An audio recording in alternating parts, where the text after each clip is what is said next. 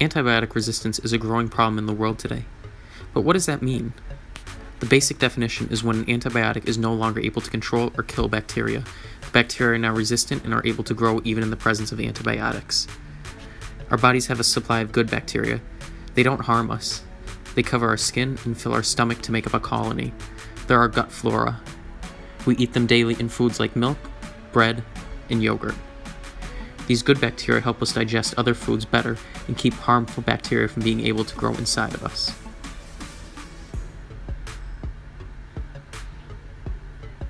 But there's also bad bacteria. They don't belong inside of us. They disrupt our good bacteria and cause damage of our body, thus causing us to become sick. Back in 1928, Dr. Alexander Fleming made a groundbreaking discovery. He left for vacation, leaving a petri dish uncovered where mold grew when he came back.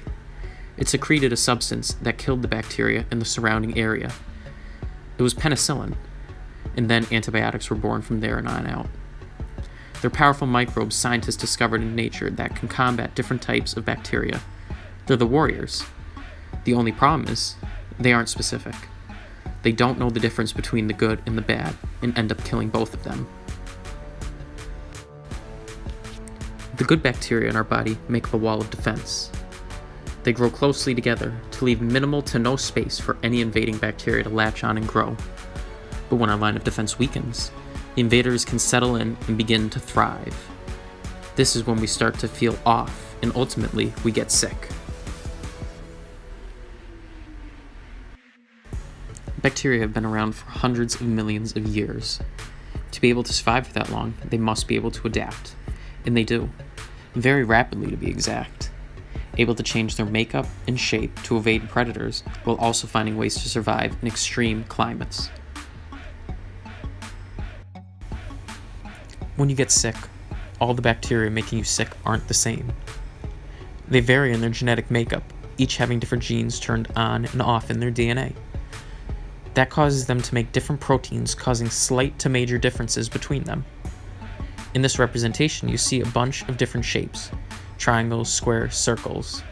This simplifies and visualizes the idea that they are all different. When you present an antibiotic to the mix, it can only harm certain types of bacteria. Antibiotics are specific to what they target: breaking cell walls, affecting protein formation, and damaging DNA, which makes them specific. When this happens, only a few bacteria manage to survive. Those that survived are the ones that had the right genetic makeup. They were able to evade the antibiotics' attacks. Those bacteria that survived now begin to replicate. Bacteria replicate themselves so quickly that this mutant strain of bacteria can now populate the surrounding area quickly. When we try and present the antibiotic to the area, it doesn't have the same effect. There's nothing it can do about the infection. It lacks the means and the attack mechanisms to be able to harm the bacteria.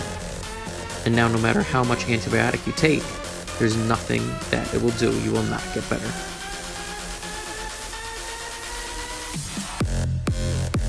The variance in bacteria that causes the resistance stems back to their DNA. A normal strain would see a minor mutation, and in the presence of antibiotics, natural selection takes over. That brings me to my first example. It's called MRSA. M-R-S-A. Ever heard of it? Maybe not. Well, let me ask you this. Have you heard of a staph infection? I bet you have. It's a common skin infection that you typically get from participating in contact sports or through the transfer of body fluids. It's pretty simple to treat, just usually requiring a simple course of low-strength antibiotics. But MRSA? It's a little different though. It spells out methicillin-resistant Staphylococcus aureus, but that's a big word. Let me break it down for you. Like before, Staphylococcus aureus is a big word for a staph infection. Methicillin-resistant is what makes it special.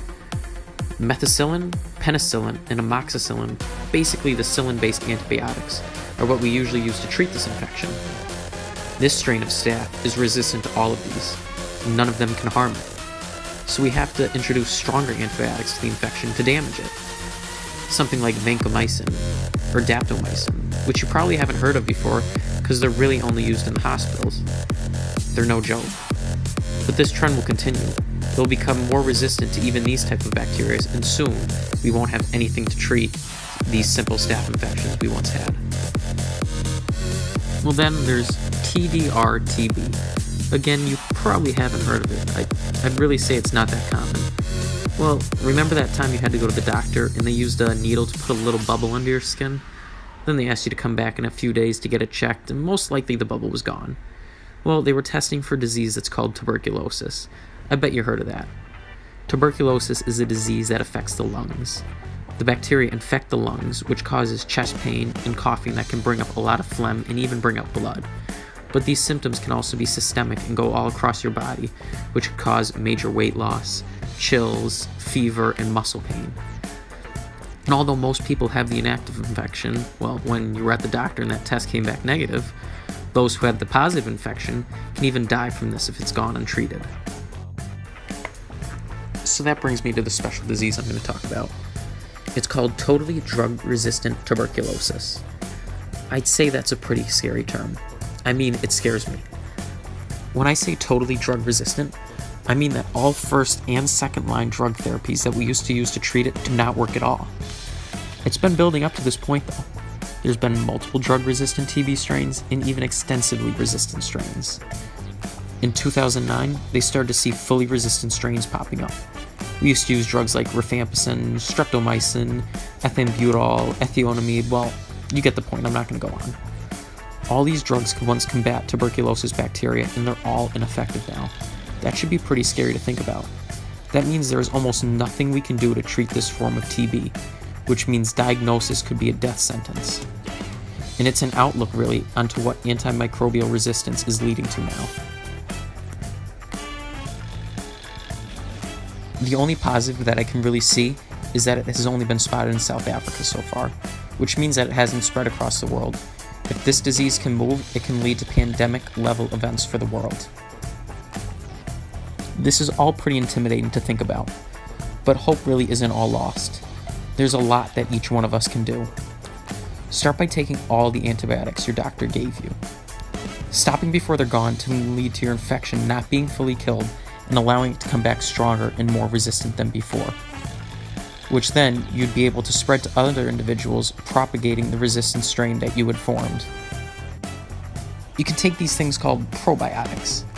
You can find them in dairy products like milk and yogurt, and can find them in supplements in any pharmacy. Your doctor will probably recommend you take a probiotic while on an antibiotic. That's because, like I talked about before, these antibiotics can easily kill off the good bacteria in your gut. By taking a probiotic supplement, or having your amoxicillin with a glass of milk, you can replace the lost gut flora and make your stomach less susceptible to the bad bacterial growth.